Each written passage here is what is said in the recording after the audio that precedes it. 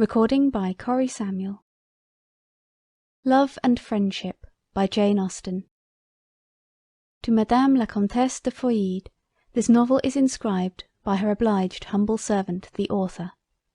Deceived in friendship and betrayed in love. Letter the First. From Isabel to Laura. How often, in answer to my repeated entreaties that you would give my daughter a regular detail of the misfortunes and adventures of your life, have you said, "No, my friend, never will I comply with your request, till I may be no longer in danger of again experiencing such dreadful ones."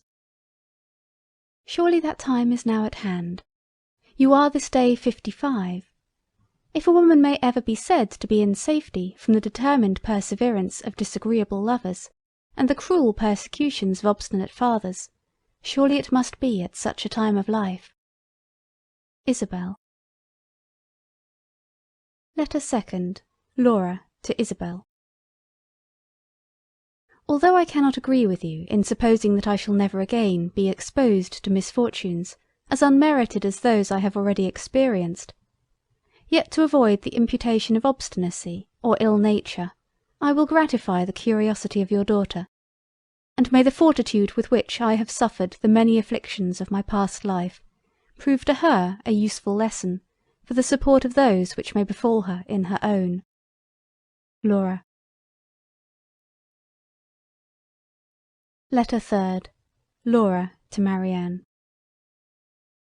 As the daughter of my most intimate friend, I think you entitled to that knowledge of my unhappy story which your mother has so often solicited me to give you. My father was a native of Ireland, and an inhabitant of Wales. My mother was the natural daughter of a Scotch peer by an Italian opera girl. I was born in Spain, and received my education at a convent in France. When I had reached my 18th year, I was recalled by my parents to my paternal roof in Wales. Our mansion was situated in one of the most romantic parts of the Vale of Usk. Though my charms are now considerably softened and somewhat impaired by the misfortunes I have undergone, I was once beautiful. But lovely as I was, the graces of my person were the least of my perfections. Of every accomplishment accustomary to my sex, I was mistress. When in the convent, my progress had always exceeded my instructions, my acquirements had been wonderful for my age, and I had shortly surpassed my masters. In my mind, every virtue that could adorn it was centred. It was the rendezvous of every good quality and of every noble sentiment. A sensibility too tremblingly alive to every affliction of my friends, my acquaintance, and particularly to every affliction of my own, was my only fault, if a fault it could be called. Alas, how altered now! Though indeed my own misfortunes do not make less impression on me than they ever did, yet now I never feel for those of another. My accomplishments too begin to fade. I can neither sing so well, nor dance so gracefully as I once did, and I have entirely forgotten the minuet de la cour. Adieu, Laura. Letter Fourth. Laura to Marianne. Our neighbourhood was small, for it consisted only of your mother. She may probably have already told you that being left by her parents in indigent circumstances, she had retired into Wales on economical motives. There it was our friendship first commenced. Isabel was then 21. Though pleasing both in her person and manners, between ourselves, she never possessed the 100th part of my beauty or accomplishments. Isabel had seen the world. She had passed 2 years at one of the first boarding schools in London, had spent a fortnight in Bath, and had supped one night in Southampton. "Beware, my Laura," she would often say, "beware of the insipid vanities and idle dissipations of the metropolis of England. Beware of the unmeaning luxuries of Bath, and of the stinking fish of Southampton." "Alas!" exclaimed I, "how am I to avoid those evils I shall never be exposed to? What probability is there of my ever tasting the dissipations of London, the luxuries of Bath, or the stinking fish of Southampton? I, who am doomed to waste my days of youth and beauty in a humble cottage in the Vale of Usk. Ah, little did I then think I was ordained so soon to quit that humble cottage for the deceitful pleasures of the world. Adieu, Laura. Letter 5th. Laura to Marianne. One evening in December, as my father, my mother, and myself were arranged in social converse round our fireside, we were on a sudden greatly astonished by hearing a violent knocking on the outward door of our rustic cot. My father started. "What noise is that?" said he. "It sounds like a loud rapping at the door," replied my mother. "It does indeed," cried I. "I am of your opinion," said my father. "It certainly does appear to proceed from some uncommon violence exerted against our unoffending door." "Yes," exclaimed I cannot help thinking it must be somebody who knocks for admittance." "That is another point," replied he. "We must not pretend to determine on what motive the person may knock, though that someone does rap at the door, I am partly convinced." Here a second tremendous rap interrupted my father in his speech, and somewhat alarmed my mother and me. "Had we better not go and see who it is?" said she. "The servants are out." "I think we had," replied I. "Certainly," added my father, "by all means." "Shall we go now?" said my mother. "The sooner the better," answered he. "Oh, let no time be lost," cried I. A third more violent rap than ever again assaulted our ears. "I am certain there is somebody knocking at the door," said my mother. "I think there must," replied my father. "I fancy the servants are returned," said I. "I think I hear Mary going to the door." "I'm glad of it," cried my father, "for I long to know who it is." I was right in my conjecture, for Mary instantly entering the room informed us that a young gentleman and his servant were at the door, who had lost their way, were very cold, and begged leave to warm themselves by our fire. "Won't you admit them?" said I. "You have no objection, my dear?" said my father. "None in the world," replied my mother. Mary, without waiting for any further commands, immediately left the room, and quickly returned, introducing the most beauteous and amiable youth I had ever beheld. The servant she kept to herself. My natural sensibility had already been greatly affected by the sufferings of the unfortunate stranger, and no sooner did I first behold him, than I felt that on him the happiness or misery of my future life must depend. Adieu, Laura. Letter 6th. Laura to Marianne. The noble youth informed us that his name was Lindsay. For particular reasons, however, I shall conceal it under that of Talbot. He told us that he was the son of an English baronet, that his mother had been for many years no more, and that he had a sister of the middle size. "My father," he continued, "is a mean and mercenary wretch. It is only to such particular friends as this dear party that I would thus betray his failings. Your virtues, my amiable Polydore," addressing himself to my father, "yours, dear Claudia, and yours, my charming Laura, call on me to repose in you my confidence." We bowed. My father, seduced by the false glare of fortune and the deluding pomp of title, insisted on my giving my hand to Lady Dorothea. "No, never," exclaimed I. "Lady Dorothea is lovely and engaging. I prefer no woman to her. But know, sir, that I scorn to marry her in compliance with your wishes. No, never shall it be said that I obliged my father." We all admired the noble manliness of his reply. He continued. Sir Edward was surprised. He had perhaps little expected to meet with so spirited an opposition to his will. "Where, Edward, in the name of wonder," said he, "did you pick up this unmeaning gibberish? You have been studying novels, I suspect." I scorned to answer. It would have been beneath my dignity. I mounted my horse, and followed by my faithful William, set forth for my aunt's. My father's house is situated in Bedfordshire, my aunt's in Middlesex, and though I flatter myself with being a tolerable proficient in geography, I know not how it happened, but I found myself entering this beautiful vale, which I find is in South Wales, when I had expected to have reached my aunt's. After having wandered some time on the banks of the Usk, without knowing which way to go, I began to lament my cruel destiny in the bitterest and most pathetic manner. It was now perfectly dark, not a single star was there to direct my steps, and I know not what might have befallen me, had I not, at length, discerned through the solemn gloom that surrounded me a distant light, which, as I approached it, I discovered to be the cheerful blaze of your fire.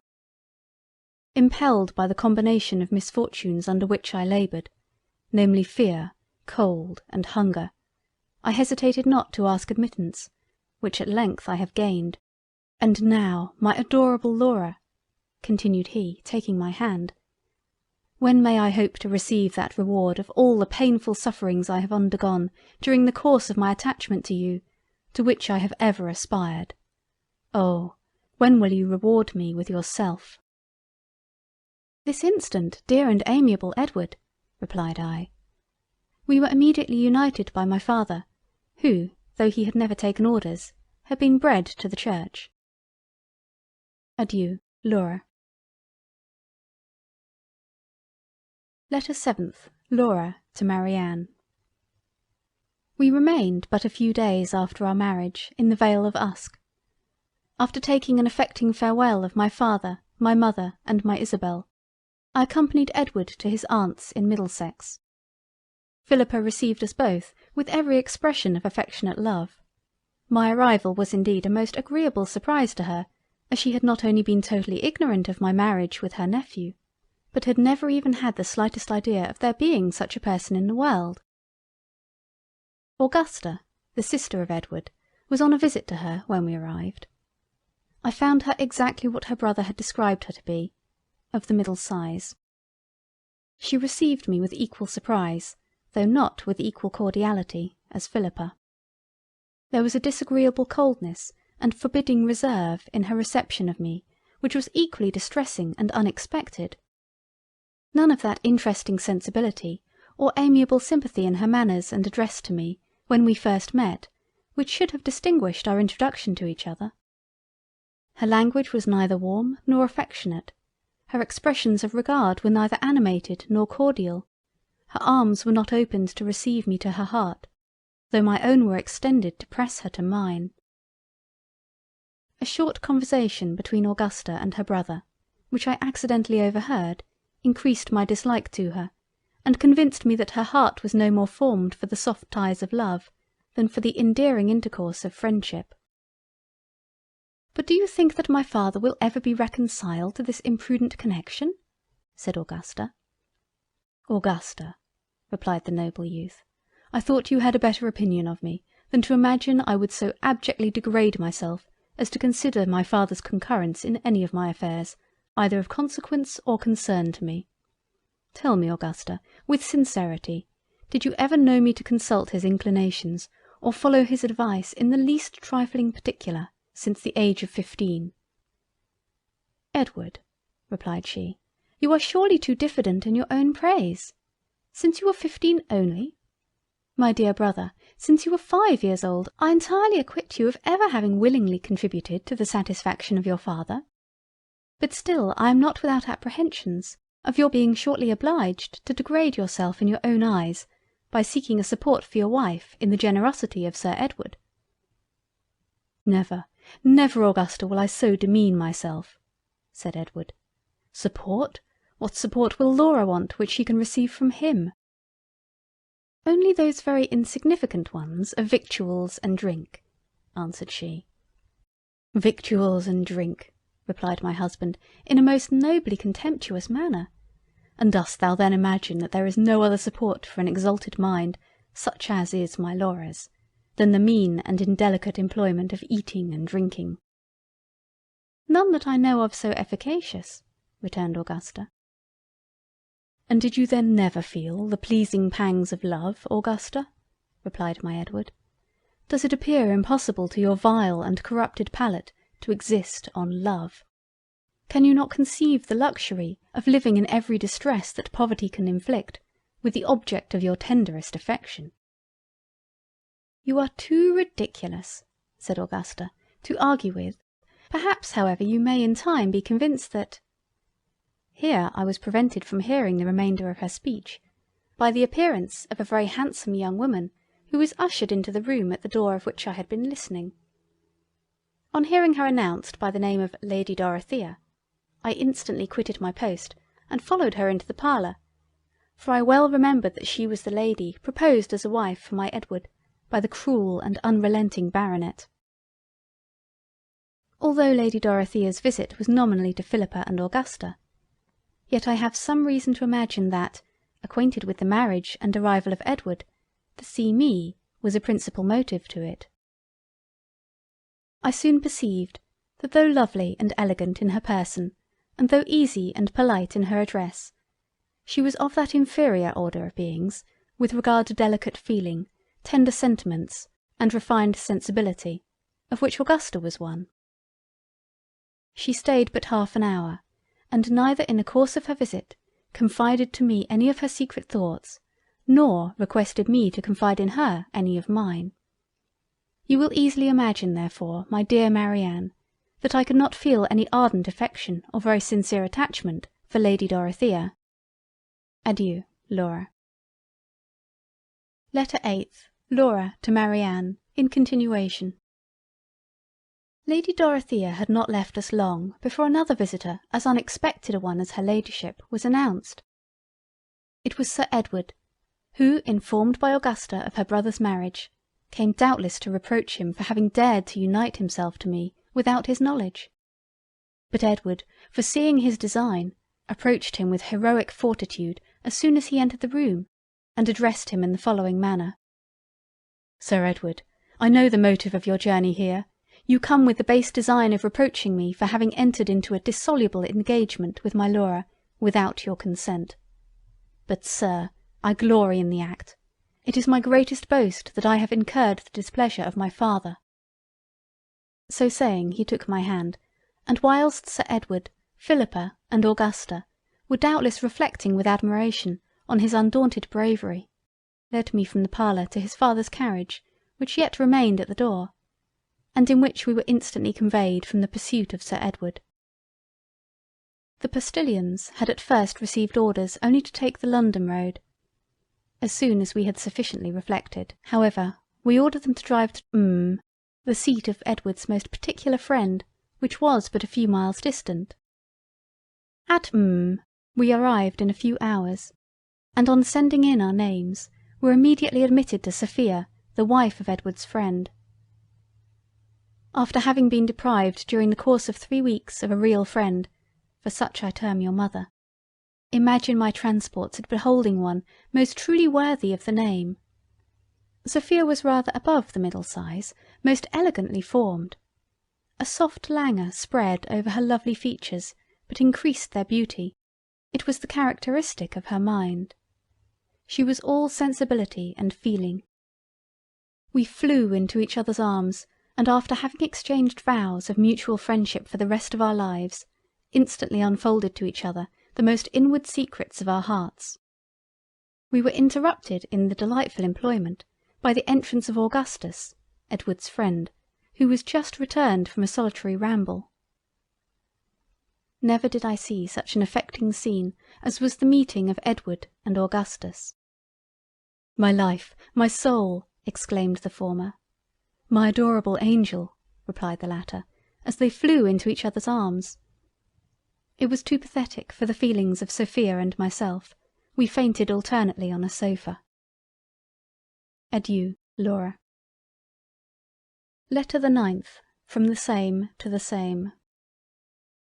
Towards the close of day we received the following letter from Philippa. Sir Edward is greatly incensed by your abrupt departure. He has taken back Augusta to Bedfordshire. Much as I wish to enjoy again your charming society, I cannot determine to snatch you from that of such dear and deserving friends. When your visit to them is terminated, I trust you will return to the arms of your Philippa. We returned a suitable answer to this affectionate note, and after thanking her for her kind invitation, assured her that we would certainly avail ourselves of it whenever we might have no other place to go to. though certainly nothing could, to any reasonable being, have appeared more satisfactory than so grateful a reply to her invitation, yet I know not how it was, but she was certainly capricious enough to be displeased with our behaviour, and in a few weeks after, either to revenge our conduct, or relieve her own solitude, married a young and illiterate fortune hunter. This imprudent step, though we were sensible that it would probably deprive us of that fortune which Philippa had ever taught us to expect, could not on our own accounts excite from our exalted minds a single sigh, yet fearful lest it might prove a source of endless misery to the deluded bride, our trembling sensibility was greatly affected when we were first informed of the event. The affectionate entreaties of Augustus and Sophia that we would for ever consider their house as our home, easily prevailed on us to determine never more to leave them. In the society of my Edward and this amiable pair I passed the happiest moments of my life. Our time was most delightfully spent in mutual protestations of friendship, and in vows of unalterable love, in which we were secure from being interrupted by intruding and disagreeable visitors, as Augustus and Sophia had, on their first entrance in the neighbourhood, taken due care to inform the surrounding families, that as their happiness centred wholly in themselves, they wished for no other society. But alas! my dear Marianne, such happiness as I then enjoyed was too perfect to be lasting. A most severe and unexpected blow at once destroyed every sensation of pleasure. Convinced as you must be from what I have already told you concerning Augustus and Sophia, that there never were a happier couple, I need not, I imagine, inform you that their union had been contrary to the inclinations of their cruel and mercenary parents, who had vainly endeavoured, with obstinate perseverance, to force them into a marriage with those whom they had ever abhorred. But with a heroic fortitude worthy to be related and admired, they had both constantly refused to submit to such despotic power. After having so nobly disentangled themselves from the shackles of parental authority by a clandestine marriage, they were determined never to forfeit the good opinion they had gained in the world, in so doing, by accepting any proposals of reconciliation that might be offered them by their fathers. To this further trial of their noble independence, however, they were never exposed. They had been married but a few months when our visit to them commenced, during which time they had been amply supported by a considerable sum of money, which Augustus had gracefully purloined from his unworthy father's escritoire a few days before his union with Sophia. By our arrival their expenses were considerably increased, though their means for supplying them were then nearly exhausted. But they, exalted creatures, scorned to reflect a moment on their pecuniary distresses, and would have blushed at the idea of paying their debts. Alas! what was their reward for such disinterested behaviour? The beautiful Augustus was arrested, and we were all undone. Such perfidious treachery in the merciless perpetrators of the deed will shock your gentle nature, dearest Marianne, as much as it then affected the delicate sensibility of Edward, Sophia, your Laura, and of Augustus himself. To complete such unparalleled barbarity, we were informed that an execution in the house would shortly take place. Ah, what could we do but what we did? We sighed and fainted on the sofa. Adieu, Laura. Letter 10th. Laura in continuation. When we were somewhat recovered from the overpowering effusions of our grief, Edward desired that we would consider what was the most prudent step to be taken in our unhappy situation, while he repaired to his imprisoned friend to lament over his misfortunes. We promised that we would, and he set forwards on his journey to town. During his absence we faithfully complied with his desire, and after the most mature deliberation, at length agreed that the best thing we could do was to leave the house, of which we every moment expected the officers of justice to take possession. We waited therefore with the greatest impatience for the return of Edward, in order to impart to him the result of our deliberations. But no Edward appeared. In vain did we count the tedious moments of his absence, in vain did we weep, in vain even did we sigh, no Edward returned. This was too cruel, Too unexpected a blow to our gentle sensibility, we could not support it, we could only faint. At length, collecting all the resolution I was mistress of, I arose, and after packing up some necessary apparel for Sophia and myself, I dragged her to a carriage I had ordered, and we instantly set out for London. As the habitation of Augustus was within 12 miles of town, it was not long ere we arrived there, and no sooner had we entered Holborn than, letting down one of the front glasses, I inquired of every decent-looking person that we passed if they had seen my Edward. But as we drove too rapidly to allow them to answer my repeated inquiries, I gained little, or indeed no, information concerning him. "Where am I to drive?"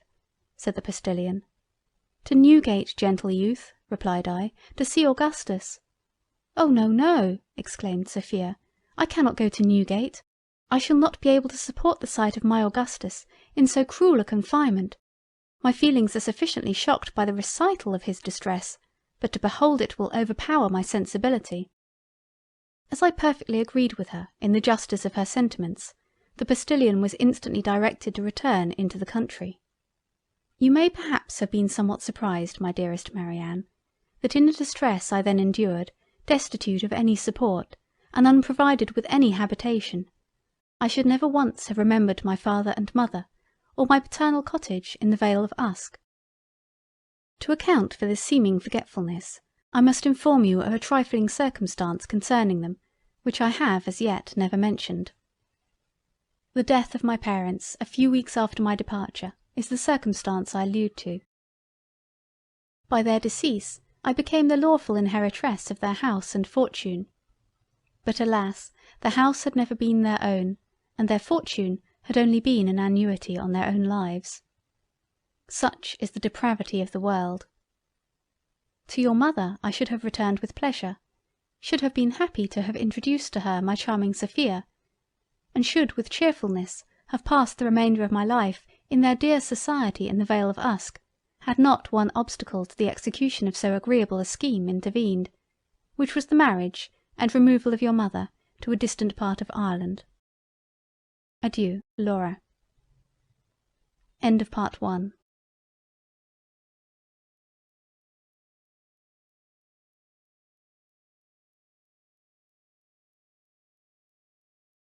Love and Friendship by Jane Austen, Part 2. Letter 11th, Laura, in continuation. I have a relation in Scotland, said Sophia to me as we left London, who I am certain would not hesitate in receiving me. Shall I order the boy to drive there? Said I, but instantly recollecting myself, exclaimed, Alas, I fear it will be too long a journey for the horses. Unwilling, however, to act only from my own inadequate knowledge of the strengths and abilities of horses, I consulted the postilion, who was entirely of my opinion concerning the affair. We therefore determined to change horses at the next town, and to travel post the remainder of the journey. When we arrived at the last inn we were to stop at, which was but a few miles from the house of Sophia's relation, unwilling to intrude our society on him unexpected and unthought of, we wrote a very elegant and well-penned note to him, containing an account of our destitute and melancholy situation, and of our intention to spend some months with him in Scotland. As soon as we had dispatched this letter, we immediately prepared to follow it in person, and were stepping into the carriage for that purpose, when our attention was attracted by the entrance of a coroneted coach and four into the inn-yard. A gentleman considerably advanced in years descended from it. At his first appearance my sensibility was wonderfully affected, and ere I had gazed at him a second time, an instinctive sympathy whispered to my heart that he was my grandfather. Convinced that I could not be mistaken in my conjecture, I instantly sprang from the carriage I had just entered, and following the venerable stranger into the room he had been shown to, I threw myself on my knees before him, and besought him to acknowledge me as his grandchild. He started, and having attentively examined my features, raised me from the ground, and throwing his grandfatherly arms around my neck, exclaimed, Acknowledge thee? Yes, dear resemblance of my Larina and Larina's daughter, sweet image of my Claudia and my Claudia's mother, I do acknowledge thee as the daughter of one and the granddaughter of the other. While he was thus tenderly embracing me, Sophia, astonished at my precipitate departure, entered the room in search of me. No sooner had she caught the eye of the venerable peer than he exclaimed with every mark of astonishment, "Another granddaughter? Yes, yes, I see you are the daughter of my Laurina's eldest girl. Your resemblance to the beauteous Matilda sufficiently proclaims it." "Oh," replied Sophia, "when I first beheld you, the instinct of nature whispered me that we were in some degree related, but whether grandfathers or grandmothers I could not pretend to determine." He folded her in his arms, and whilst they were tenderly embracing, the door of the apartment opened, and a most beautiful young man appeared. On perceiving him, Lord St. Clair started, and retreating back a few paces, with uplifted hands said, "Another grandchild? What an unexpected happiness is this, to discover in the space of 3 minutes as many of my descendants. This, I am certain, is Philander, the son of my Laurina's third girl, the amiable Bertha. There wants now but the presence of Gustavus to complete the union of my Laurina's grandchildren." "And here he is," said a graceful youth, who that instant entered the room. "Here is the Gustavus you desire to see. I am the son of Agatha, your Laurina's fourth and youngest daughter." "I see you are indeed," replied Lord St. Clair. "But tell me," continued he, looking fearfully towards the door, "tell me, have I any other grandchildren in the house?" "None, my lord." "Then I will provide for you all without further delay. Here are 4 banknotes of £50 each. Take them, and remember I have done the duty of a grandfather." He instantly left the room, and immediately afterwards the house. Adieu, Laura. Letter the 12th. Laura in continuation. You may imagine how greatly we were surprised by the sudden departure of Lord St. Clair. "Ignoble grandsire!" exclaimed Sophia. "Unworthy grandfather!" said I, and instantly fainted in each other's arms. How long we remained in this situation I know not, but when we recovered we found ourselves alone, without either Gustavus, Philander, or the banknotes. As we were deploring our unhappy fate, the door of the apartment opened, and Macdonald was announced. He was Sophia's cousin. The haste with which he came to our relief so soon after the receipt of our note spoke so greatly in his favour that I hesitated not to pronounce him at first sight a tender and sympathetic friend. Alas, he little deserved the name, for though he told us that he was much concerned at our misfortunes, yet by his own account it appeared that the perusal of them had neither drawn from him a single sigh, nor induced him to bestow one curse on our vindictive stars. He told Sophia that his daughter depended on her returning with him to Macdonald Hall, and that as his cousin's friend he should be happy to see me there also. To Macdonald Hall therefore we went, and were received with great kindness by Janetta, the daughter of Macdonald, and the mistress of the mansion. Janetta was then only 15, naturally well disposed, endowed with a susceptible heart and a sympathetic disposition. She might, had these amiable qualities been properly encouraged, have been an ornament to human nature, but unfortunately her father possessed not a soul sufficiently exalted to admire so promising a disposition, and had endeavoured by every means on his power to prevent it increasing with her years. He had actually so far extinguished the natural noble sensibility of her heart, as to prevail on her to accept an offer from a young man of his recommendation. They were to be married in a few months, and Graham was in the house when we arrived. We soon saw through his character. He was just such a man as one might have expected to be the choice of Macdonald. They said he was sensible, well informed and agreeable. We did not pretend to judge of such trifles, but as we were convinced he had no soul, that he had never read the Sorrows of Werther, and that his hair bore not the least resemblance to auburn, we were certain that Janetta could feel no affection for him, or at least that she ought to feel none. The very circumstance of his being her father's choice too was so much in his disfavour, that had he been deserving her in every other respect yet, that, of itself, ought to have been a sufficient reason in the eyes of Janetta for rejecting him.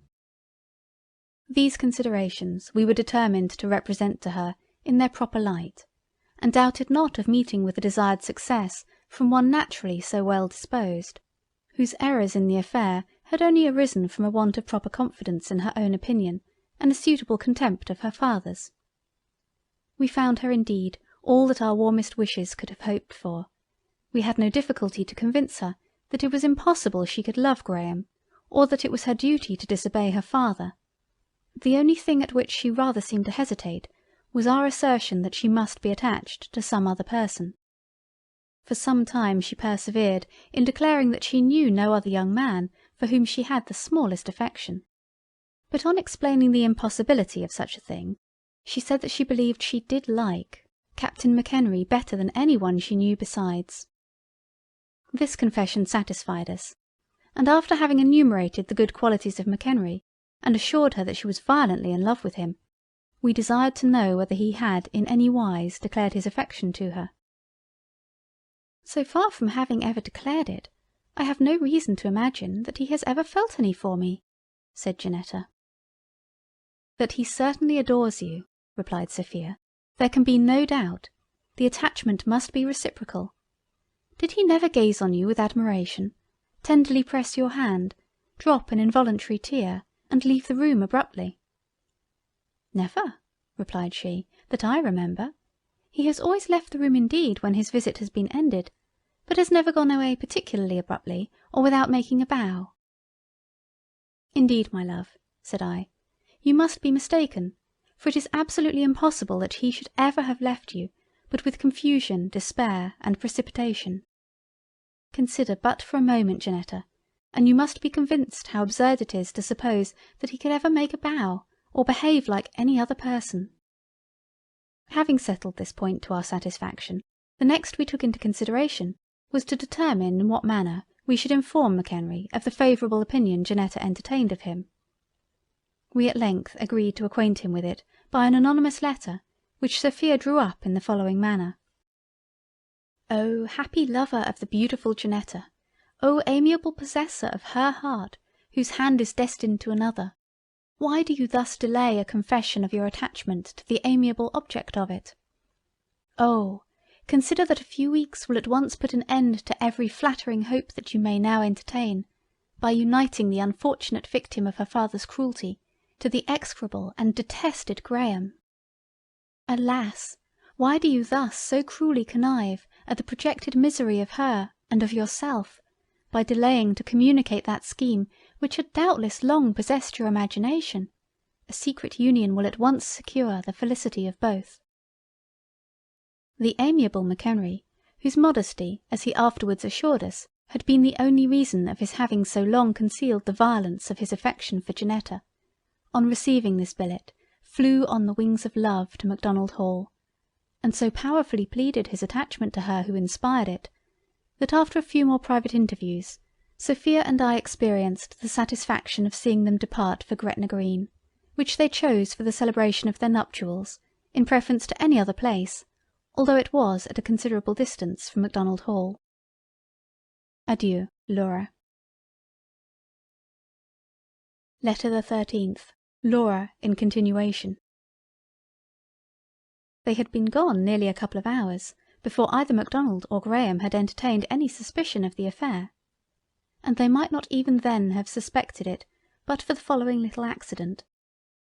Sophia happening one day to open a private drawer in Macdonald's library with one of her own keys, discovered that it was the place where he kept his papers of consequence, and amongst them some banknotes of considerable amount.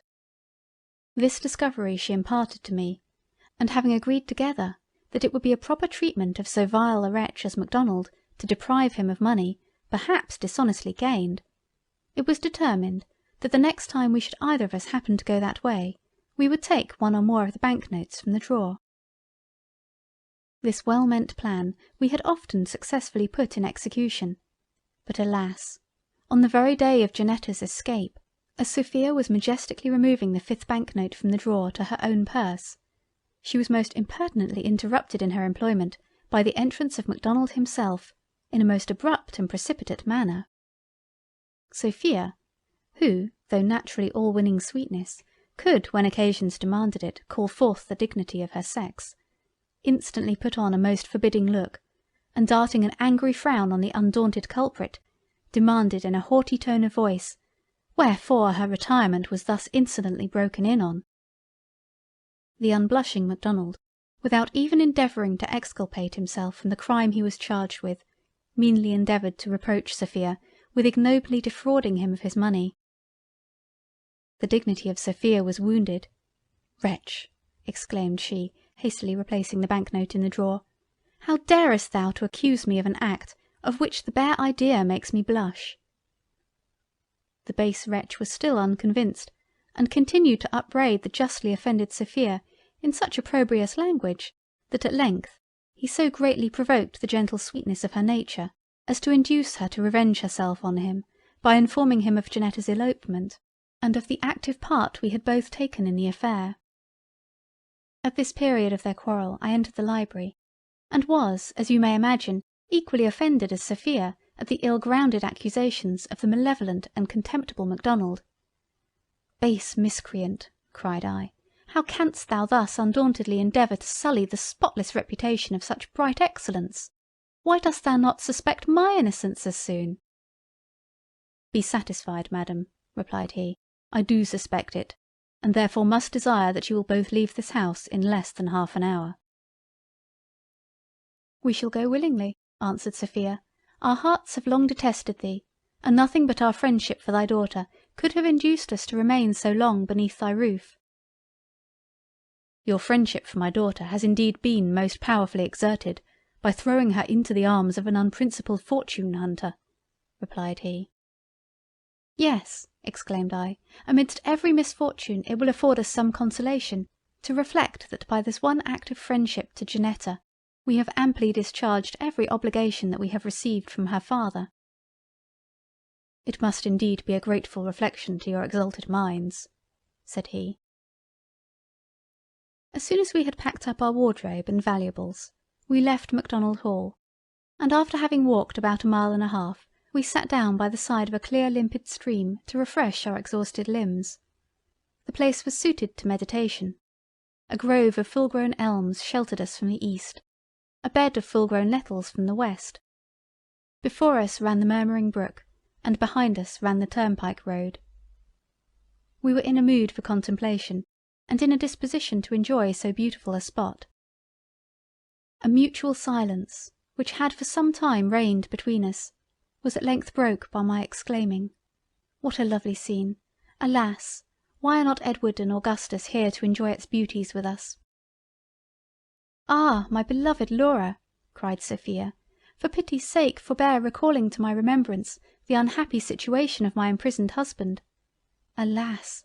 what would I not give to learn the fate of my Augustus, to know if he is still in Newgate, or if he is yet hung? But never shall I be able so far to conquer my tender sensibility as to inquire after him. Oh, do not, I beseech you, ever let me again hear you repeat his beloved name. It affects me too deeply, I cannot bear to hear him mentioned, it wounds my feelings." "Excuse me, my Sophia, for having thus unwillingly offended you," replied I, and then changing the conversation, desired her to admire the noble grandeur of the elms which sheltered us from the eastern zephyr. "Alas! my Laura," returned she, "avoid so melancholy a subject, I entreat you. Do not again wound my sensibility by observations on those elms. They remind me of Augustus. He was like them, tall, majestic. He possessed that noble grandeur which you admire in them." I was silent, fearful lest I might any more unwillingly distress her, by fixing on any other subject of conversation, which might again remind her of Augustus. "Why do you not speak, my Laura?" said she after a short pause. "I cannot support this silence, you must not leave me to my own reflections, they ever recur to Augustus." "What a beautiful sky," said I, "how charmingly is the azure varied by those delicate streaks of white."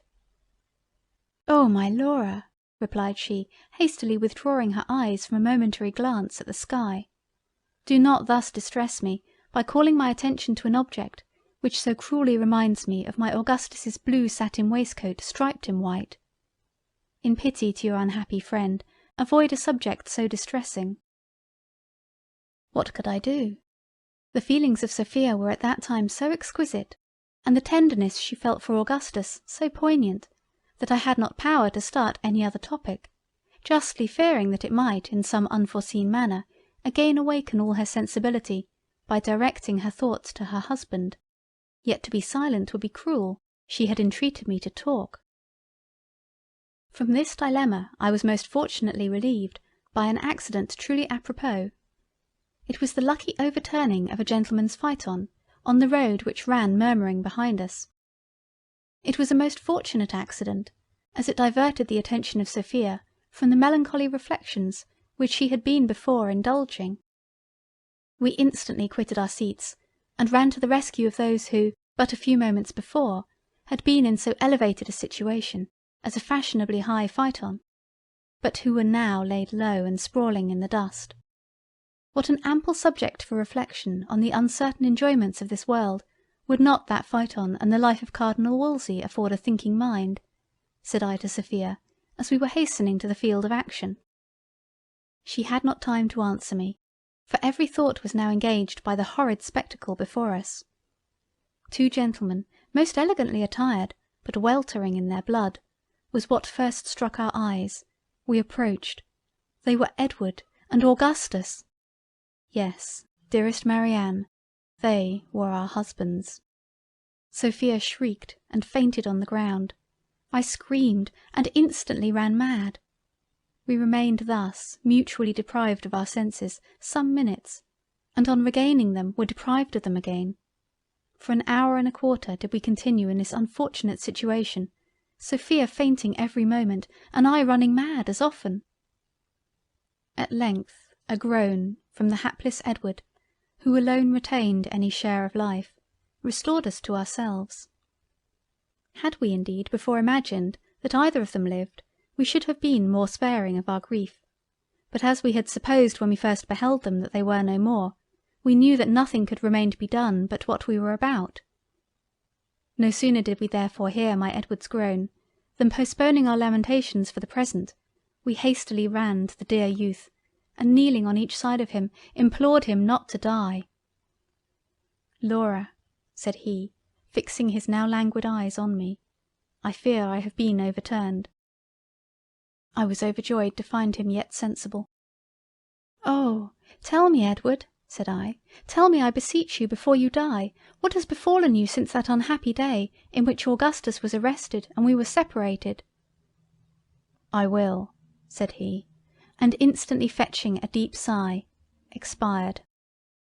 Sophia immediately sank again into a swoon. My grief was more audible.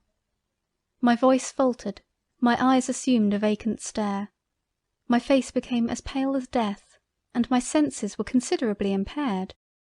Talk not to me of phaetons, said I, raving in a frantic, incoherent manner. Give me a violin, I'll play to him and soothe him in his melancholy hours.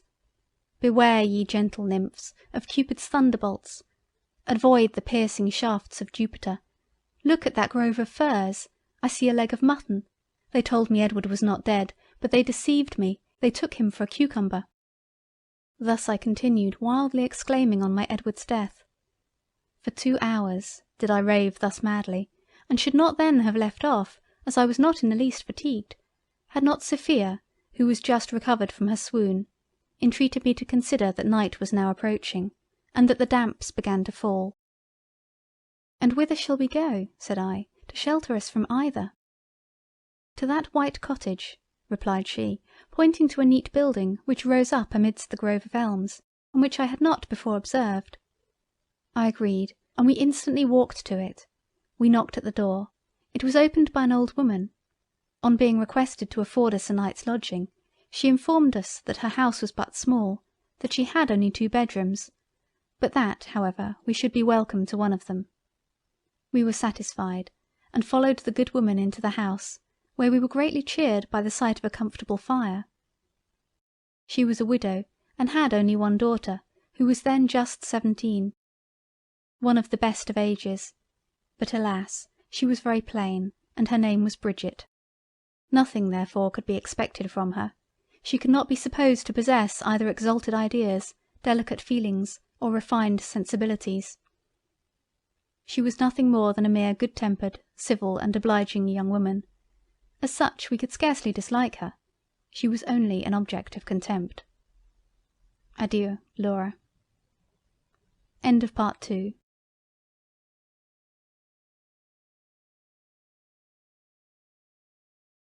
Love and Friendship by Jane Austen, Part 3.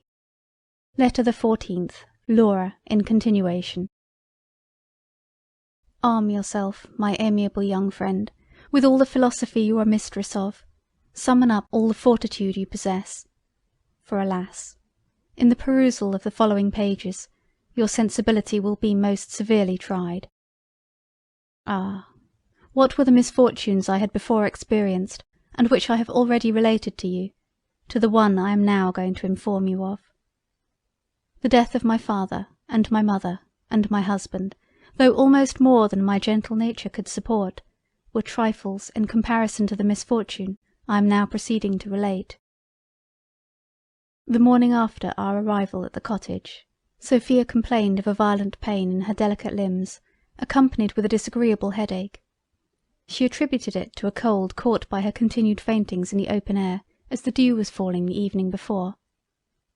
This I feared was but too probably the case, since how could it otherwise be accounted for that I should have escaped the same indisposition, but by supposing that the bodily exertions I had undergone, in my repeated fits of frenzy, had so effectively circulated and warmed my blood, as to make me proof against the chilling damps of night. Whereas Sophia, lying totally inactive on the ground, must have been exposed to all their severity. I was most seriously alarmed by her illness, which, trifling as it may appear to you, a certain instinctive sensibility whispered me, would in the end be fatal to her. Alas, my fears were but too fully justified. She grew gradually worse, and I daily became more alarmed for her. At length she was obliged to confine herself solely to the bed allotted us by our worthy landlady. Her disorder turned to a galloping consumption, and in a few days carried her off. Amidst all my lamentations for her, and violent you may suppose they were, I yet received some consolation in the reflection of my having paid every attention to her that could be offered in her illness. I had wept over her every day, had bathed her sweet face with my tears, and had pressed her fair hands continually in mine. "My beloved Laura," said she, a few hours before she died, "take warning from my unhappy end, and avoid the imprudent conduct which had occasioned it. Beware of fainting fits. Though at the time they may be refreshing and agreeable, yet believe me, they will in the end, if too often repeated, and at improper seasons, prove destructive to your constitution. My fate will teach you this. I die a martyr to my grief for the loss of Augustus. One fatal swoon has cost me my life. Beware of swoons, dear Laura. A frenzy fit is not 1/4 so pernicious. It is an exercise to the body, and if not too violent, is, I dare say, conducive to health in its consequences. Run mad as often as you choose, but do not faint." These were the last words she ever addressed to me. It was her dying advice to her afflicted Laura, who has ever most faithfully adhered to it. After having attended my lamented friend to her early grave, I immediately, though late at night, left the detested village in which she died, and near which had expired my husband and Augustus. I had not walked many yards from it before I was overtaken by a stage coach, in which I instantly took a place, determined to proceed in it to Edinburgh, where I hoped to find some kind, some pitying friend, who would receive and comfort me in my afflictions. It was so dark when I entered the coach, that I could not distinguish the number of my fellow travellers. I could only perceive that they were many. Regardless, however, of anything concerning them, I gave myself up to my own sad reflections. A general silence prevailed, a silence which was by nothing interrupted, but by the loud and repeated snores of one of the party. What an illiterate villain must that man be, thought I to myself. What a total want of delicate refinement must he have who can thus shock our senses by such a brutal noise. He must, I am certain, be capable of every bad action. There is no crime too black for such a character. Thus reasoned I within myself, and doubtless such were the reflections of my fellow travellers. At length, returning day enabled me to behold the unprincipled scoundrel who had so violently disturbed my feelings. It was Sir Edward, the father of my deceased husband. By his side sat Augusta, and on the same seat with me were your mother and Lady Dorothea. Imagine my surprise at finding myself thus seated amongst my old acquaintance. Great as was my astonishment, it was yet increased when on looking out of windows I beheld the husband of Philippa, with Philippa by his side on the coach box, and when on looking behind I beheld Philander and Gustavus in the basket.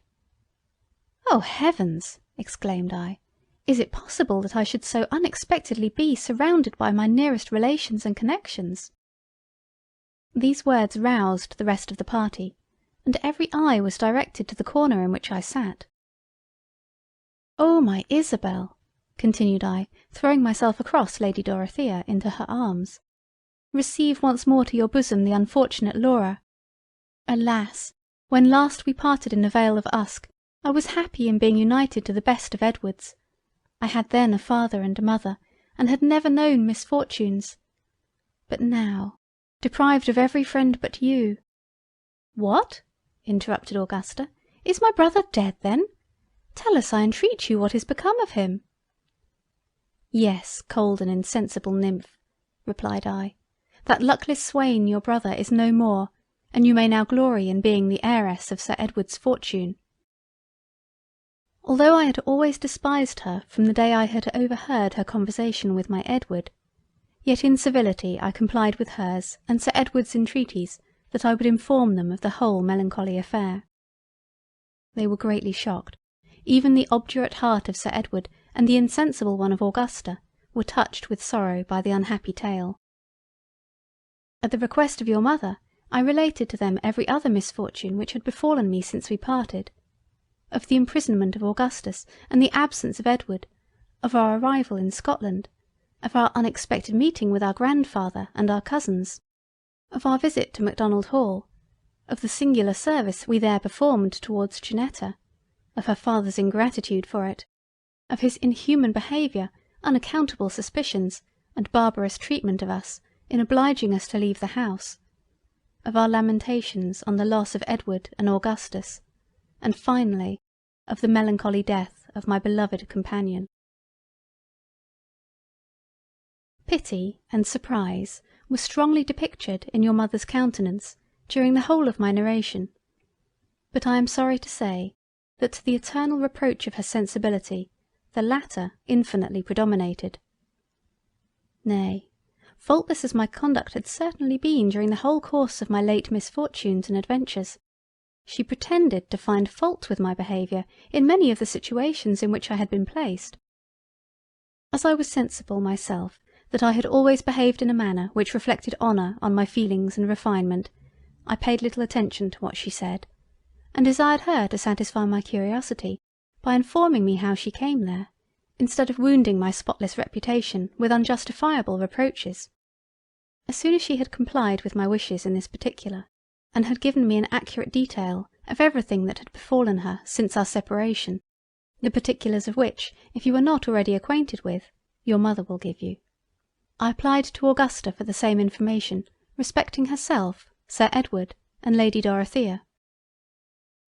She told me that, having a considerable taste for the beauties of nature, her curiosity to behold the wonderful scenes it exhibited in that part of the world had been so much raised by Gilpin's tour to the Highlands, that she had prevailed on her father to undertake a tour to Scotland, and had persuaded Lady Dorothea to accompany them; that they had arrived at Edinburgh a few days before, and from thence had made daily excursions into the country around in the stage coach they were then in, from one of which excursions they were at that time returning. My next inquiries were concerning Philippa and her husband, the latter of whom I learned, having spent all her fortune, had recourse for subsistence to the talent in which he had always most excelled, namely driving, and that, having sold everything which belonged to them except their coach, had converted it into a stage, and in order to be removed from any of his former acquaintance, had driven it to Edinburgh, from whence he went to Stirling every other day. That Philippa, still retaining her affection for her ungrateful husband, had followed him to Scotland, and generally accompanied him in his little excursions to Stirling.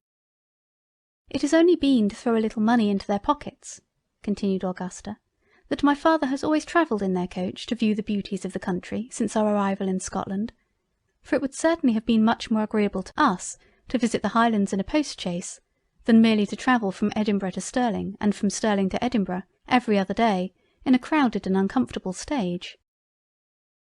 I perfectly agreed with her in her sentiments on the affair, and secretly blamed Sir Edward for thus sacrificing his daughter's pleasure for the sake of a ridiculous old woman whose folly in marrying so young a man ought to be punished. His behaviour, however, was entirely of a piece with his general character, for what could be expected from a man who possessed not the smallest atom of sensibility, who scarcely knew the meaning of sympathy, and who actually snored.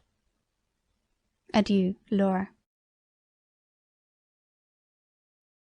Letter the 15th. Laura, in continuation. When we arrived at the town where we were to breakfast, I was determined to speak with Philander and Gustavus, and to that purpose, as soon as I left the carriage, I went to the basket and tenderly inquired after their health, expressing my fears of the uneasiness of their situation. At first they seemed rather confused at my appearance, dreading no doubt that I might call them to account for the money which our grandfather had left me, and which they had unjustly deprived me of. But finding that I mentioned nothing of the matter, they desired me to step into the basket, as we might there converse with greater ease. Accordingly I entered, and whilst the rest of the party were devouring green tea and buttered toast, we feasted ourselves in a more refined and sentimental manner by a confidential conversation.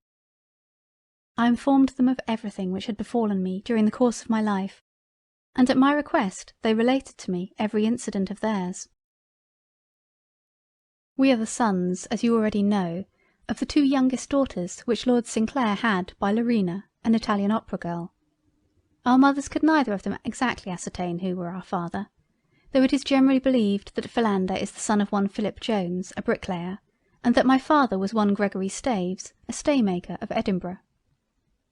This is, however, of little consequence, for as our mothers were certainly never married to either of them, it reflects no dishonour on our blood, which is of a most ancient and unpolluted kind. Bertha, the mother of Philander, and Agatha, my own mother, always lived together. They were neither of them very rich. Their united fortunes had originally amounted to £9,000, but as they had always lived on the principle of it, when we were 15 it was diminished to 900. This 900 they always kept in a drawer in one of the tables which stood in our common sitting parlour, for the convenience of having it always at hand. Whether it was from this circumstance of it being easily taken, or from a wish of being independent, or from an excess of sensibility, for which we were always remarkable, I cannot now determine, but certain it is that when we had reached our 15th year we took the £900 and ran away. Having obtained this prize, we were determined to manage it with economy and not to spend it with either folly or extravagance. To this purpose we therefore divided it into 9 parcels, one of which we devoted to victuals, the second to drink, the third to housekeeping, the fourth to carriages, the fifth to horses, the sixth to servants, the seventh to amusements, the eighth to clothes, and the 9th to silver buckles. Having thus arranged our expenses for 2 months, for we expected to make the £900 last as long, we hastened to London, and had the good luck to spend it in 7 weeks and a day, which was 6 days sooner than we had intended. As soon as we had thus happily disencumbered ourselves from the weight of so much money, we began to think of returning to our mothers, but accidentally hearing that they were both starved to death, we gave over the design, and determined to engage ourselves to some strolling company of players, as we had always had a turn for the stage. Accordingly we offered our services to one, and were accepted. Our company was indeed rather small, as it consisted only of the manager, his wife, and ourselves, but there were fewer to pay, and the only inconvenience attending it was the scarcity of plays, which for want of people to fill the characters we could perform. We did not mind trifles, however. One of our most admired performances was Macbeth, in which we were truly great. The manager always played Banquo himself, his wife my Lady Macbeth, I did the three witches, and Philander acted all the rest. To say the truth, this tragedy was not only the best, but the only play that we ever performed, and after having acted it all over England and Wales, we came to Scotland to exhibit it over the remainder of Great Britain. We happened to be quartered in that very town where you came and met your grandfather. We were in the inn-yard when his carriage entered, and perceiving by the arms to whom it belonged, and knowing that Lord Sinclair was our grandfather, we agreed to endeavour to get something from him by discovering the relationship. You know how well it succeeded. Having obtained the £200, we instantly left the town, leaving our manager and his wife to act Macbeth by themselves, and took the road to Stirling, where we spent our little fortune with great eclat. We are now returning to Edinburgh in order to get some preferment in the acting way, and such, my dear cousin, is our history. I thanked the amiable youth for his entertaining narration, and after expressing my wishes for their welfare and happiness, left them in their little habitation, and returned to my other friends, who impatiently expected me. My adventures are now drawing to a close, my dearest Marianne, at least for the present. When we arrived at Edinburgh, Sir Edward told me that, as the widow of his son, he desired I would accept from his hands of 400 a year. I graciously promised that I would, but could not help observing that the unsympathetic baronet offered it more on account of my being the widow of Edward, than in being the refined and amiable Laura. I took up my residence in a romantic village in the Highlands of Scotland, where I have ever since continued, and where I can, uninterrupted by unmeaning visits, indulge in a melancholy solitude, my unceasing lamentations for the death of my father, my mother, my husband, and my friend. Augusta has been for several years united to Graham, the man of all others most suited to her. She became acquainted with him during her stay in Scotland. Sir Edward, in hopes of gaining an heir to his title and estate, at the same time married Lady Dorothea. His wishes have been answered. Philander and Gustavus, after having raised their reputation by their performances in the theatrical line at Edinburgh, removed to Covent Garden, where they still exhibit under the assumed names of Luvis and Quick. Philippa has long paid the debt of nature. Her husband, however, still continues to drive the stagecoach from Edinburgh to Stirling. Adieu, my dearest Marianne. Laura. Finis, June 13th, 1790. End of Part 3 and end of Love and Friendship by Jane Austen. The music included in this recording is from Schubert's Fantasy in C major, played by Daniel Blanche, available from musopen.org, musopen.org.